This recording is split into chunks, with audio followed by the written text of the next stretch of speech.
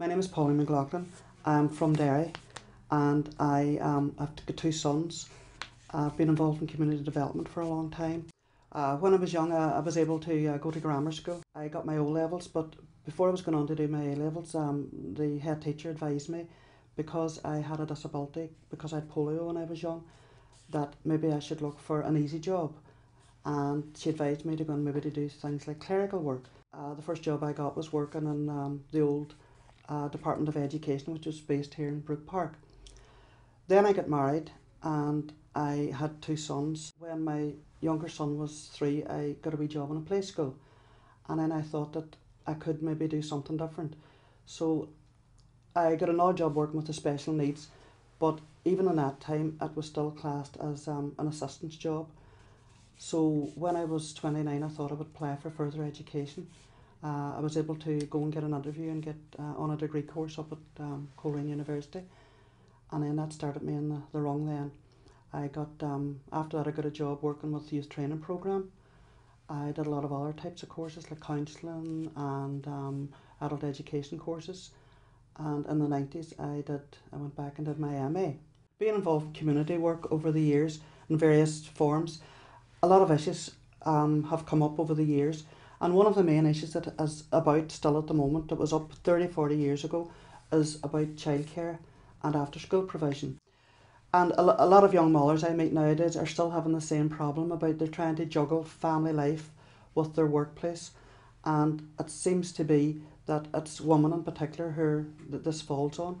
I'm involved in some clubs now, older people's clubs at the moment, and a lot of issues that they would have stem back from those particular issues of not having childcare provision. They've had to take, a lot of women have had to take time out of their work over the years to look after their children, and this has an impact on the amount of money that they're getting now, their state pension and their occupational pensions.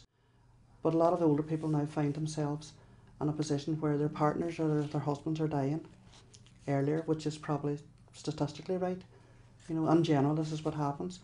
So they lose part of their husband's pension too as well, their state pension, their occupational pension. And so I'm finding in general the women are still getting a lesser deal than they should be getting. And what I've also found too with our age group too as well, the 60 plus age group, is that because of parents and women especially needing to go out and get a work or get even part-time work or any hours they can get, it's bringing extra pressure now on grandparents, on women of our age who are having to maybe look after their grandchildren and feeling obliged to look after their grandchildren. So what I would hope for the future would be that maybe because our population's getting older and women are obviously getting older too as well and trying to keep their independence, because I see that day in and day out, they're trying to be as independent, they're trying not to be a burden on their families, they're trying not to be a burden on the state, they're trying to keep as well as they can.